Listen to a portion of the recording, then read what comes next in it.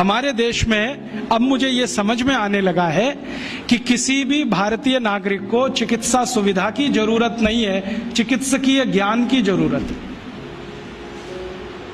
Health facilities नहीं चाहिए, knowledge चाहिए।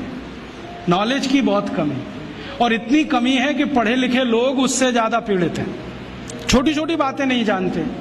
पानी को उबाल के पीना, ये इतनी छोटी सी बात है, लेकिन आज के समय की बीमारियों में सबसे इफेक्टिव है, खासकर 3 महीने की ये जो। तो आप उनको बता दो भैया पानी उबाल के पियो, उबाल के पानी पीने से क्या होता है वो समझा दो उनको, 10 मिनट में समझ में आ जाए। फिर उनसे कहो कि खाना खाते हो तो कुछ ये खाओ ये मत खाओ, क्योंकि दिनचर्या ऋतुचर्या जो आयुर्वेद की है ना, वो जरूर सीख लो। दिनचर्या और ऋतुचर्या जरूर सीखो, आयुर्वेद की बहुत आवश्यक है। और आपको मैं एक किताब का नाम बोल के जाता हूं, इसको पढ़ो। भगवत गीता जैसे पढ़ी जाती है, रामचरितमानस जैसे पढ़ी जाती है, उस किताब का नाम है अष्टांग हृदय। इसका एक दूसरा नाम भी है अष्टांग संग्रह, पुराना नाम अष्टांग हृदय।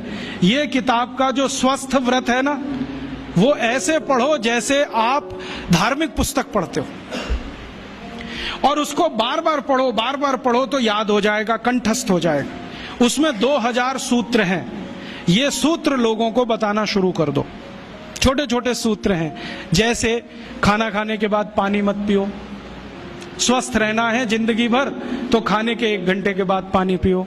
क्यों नहीं पिए वो आप सब जानते हो, सरल भाषा में उनको समझा दो।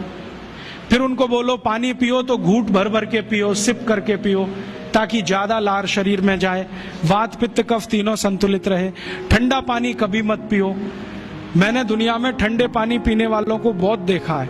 यूरोप और अमेरिका के लोग चिल्ड वाटर पीते हैं, बर्फ का पानी फ्रिज में रख के पीते हैं।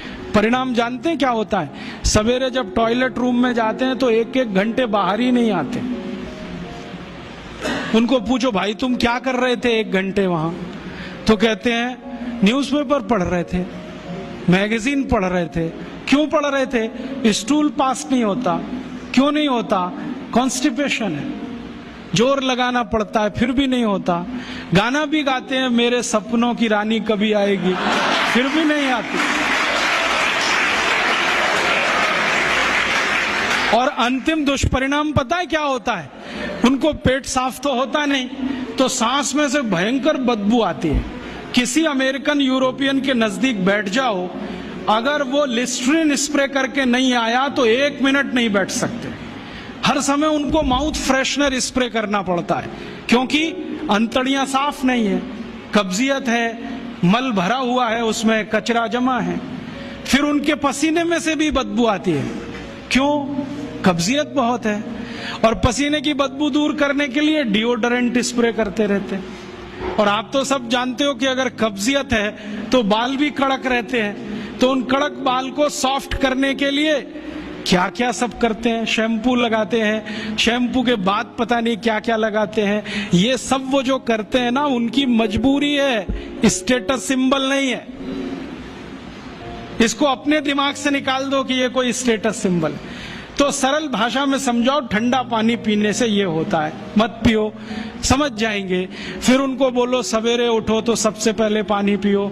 फिर उनसे बोलो खाना खाओ तो बैठ के खाओ, कभी भी खाना खाओ तो पूर्व दिशा में मुंह करके खाओ, सो तो पूर्व दिशा में। ये अष्टांग हृदय में इतने अद्भुत छोटे छोटी बातें हैं तो संस्कृत में है, लेकिन अब तो उसका हिंदी भी आने लगा है। तो हिंदी ले लो, हिंदी वर्जन ले लो, इसको पढ़ो, बार बार पढ़ो, और ये जाके गांव में सबको बताओ। फिर उनको कहो देखो ये तो है स्वस्थ रहने के लिए, अब तुम बीमार पड़ो तो बताओ तुम्हारी बीमारी क्या है। ये बीमारी है तो ये दवा है, ये बीमारी है तो ये दवा है। और मेरा आपसे एक निवेदन जरूर है कि अगर आप होम्योपैथी से भी इलाज करो तो उसकी मूल दवा जरूर बता दो। उनको ये ग्रीक और रोमन नाम में मत फंसाओ। आप कहोगे जी मैं तो ऑसिमम दे रहा हूं, ये उनको कहो ये तो तुलसी का रस है भैया, तुम्हारे घर में फूलों से बनी हुई है, आसानी से मिलती है, जयपुर में मिलती है, दिल्ली में मिलती है। भंडारी वालों को अक्सर ऑर्डर दे के रखो, हमको इतनी भेजो। उनको जो पता चल गया कि आप प्रचार के लिए कर रहे हो तो मुफ्त में भी दे देंगे आपको। तो इस तरह से आप गांव गांव जाओ, छोटे छोटे शिविर लगाओ, गांव वालों को इकट्ठा करो।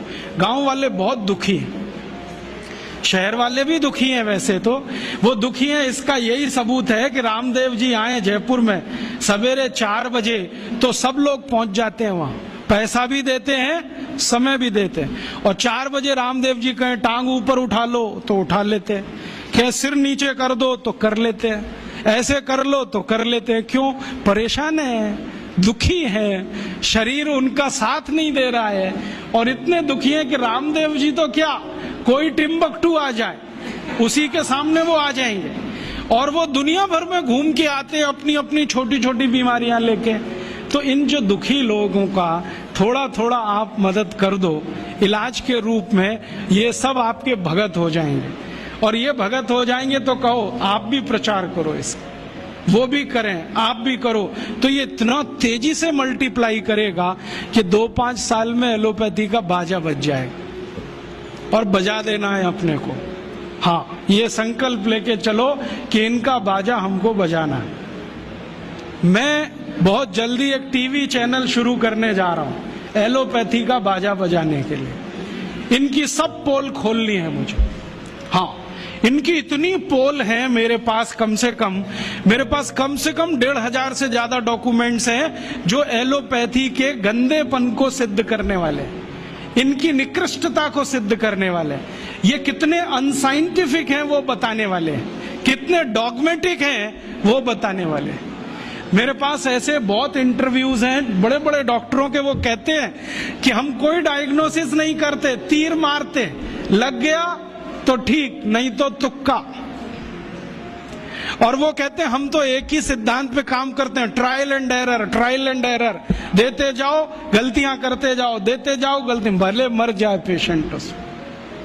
हमारे पास तो कम से कम ये नहीं है ट्रायल एंड एरर वाला।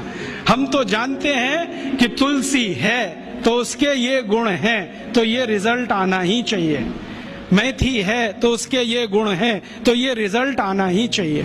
हमको सब मालूम है, फिक्स है, यहाँ वेरिएशन नहीं है। मेथी के जो रिजल्ट चरक ऋषि को मिले वो आज भी मिलते हैं। इसमें इतना सातत्य है, वेरिएशन कहीं भी नहीं है। तो जो विज्ञान में सातत्य होता है, सत्य ज्ञान वही होता है।